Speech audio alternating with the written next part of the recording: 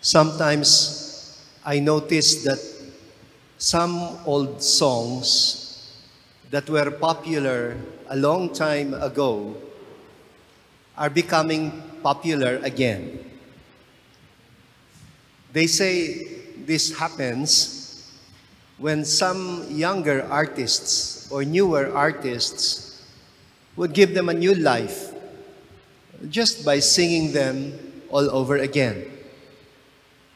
They just introduce a little bit of a variation or come up with a new interpretation of the same song. And before you know it, it catches fire and it becomes fashionable again. This happens not only with music, it also happens with all forms of art, like architecture, painting, sculpture, dance, and even fashion with clothes. Ang tawag dito, revivalism. Revivalism. In Pinoy lingo, they call it bagong luma. Literally, the new old or modern antique. Parang paradox, ano? Bagong luma. Jesus was actually called a revivalist by many people during his own time. Remember when he once asked his disciples who people thought he was. And they said, well, some say you're John the Baptist. Others say Elijah. Still others say Jeremiah or one of the prophets of old. Today's readings will make you understand why Jesus was regarded as a revivalist. Among the many prophets of old whom people could hear in Jesus' kind of preaching, I would have mentioned not Elijah or Jeremiah, but rather Isaiah. If there was one prophet among many others whom Jesus loved to quote and whose words Jesus loved to revive, it was the prophet Isaiah. It was from Isaiah that Jesus, in fact, got the idea of evangelizing, meaning proclaiming his prophetic message as good news. And remember, there was an occasion when he went home to Nazareth. He read the prophet Isaiah. And he gave a simple commentary. He said, today, this scripture passage from Isaiah is fulfilled. And later on, the people got very upset. They almost drove him to the cliff. In today's first reading, Isaiah is addressing the leaders of his time. But I wonder if you noticed how he referred to the leaders. He called them, listen, you leaders of Sodom, and you people of Gomorrah. Well, Sodom and Gomorrah were no more in the time of Isaiah. Anong ibig niyang sabihin? People usually associate Sodom and Gomorrah with sexual immorality and licentiousness. But you'll be surprised. In Isaiah, Sodom and Gomorrah are associated with social injustice. That is why there are some scholars who ask, ano ba talagang kasalanan ng Sodom and Gomorrah? Why they were punished? Apparently, there is another tradition that claims that it was because of social injustice. And so Isaiah says, listen, you leaders of Sodom and Gomorrah, make justice your aim, redress the wrong, hear the orphan's plea, defend the widow. This prophet boldly took the side of the oppressed. He courageously lent his voice to the voiceless. He served as the social conscience of the Jewish society during his time. Well, Jesus is more or less singing the same tune in today's gospel as he addresses the leading figures of his time, like the scribes and the Pharisees. These were supposed to be the people who sat in the highest policy-making body of the Jewish nation, which was called the Sanhedrin Council. He criticized them for the inconsistency between their words and actions. He said, the words and the actions do not match. Listen, for example, to how he describes the scribes and the Pharisees. He says, they tie up heavy burdens so hard to carry and lay them on the shoulders of people, but they would not even lift a finger in order to move them, turning religion into a burden for people. Wow. These are pretty strong words. No wonder they wanted him dead.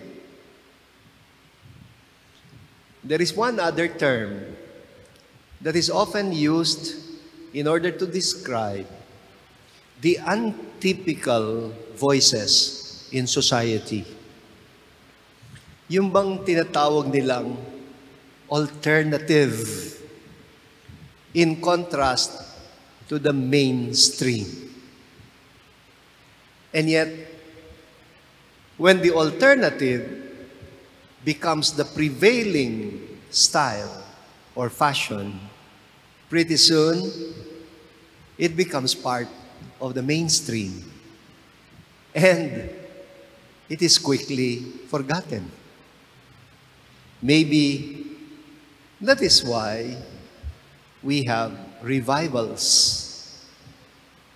For us Christians, Jesus was more than all the prophets combined, although he sounded very much like them. He preached oracles of doom and judgment sometimes. But he also quickly shifted to oracles of consolation, of mercy and compassion whenever the circumstances called for it. He spoke very strong words of denunciation, but he also uttered tender words of forgiveness. Sometimes we think it is the persecutors of the faith who destroy Christianity. No. Persecution does not destroy Christianity. Actually, the ones who kill the faith more efficiently are those who reduce it or reduce the charisms into bureaucratized institutions. In many instances in history, the alternative Jesus movement has been absorbed into the mainstream and treated as just another religion. Christianity, just another religion. The radical spirit of Jesus is often reduced into a meaningless set of rituals and traditions. And it is then that it loses its impact. And this alternative faith becomes mainstream and becomes totally irrelevant. Until, of course, at certain times in history, it is given a new life and fervor again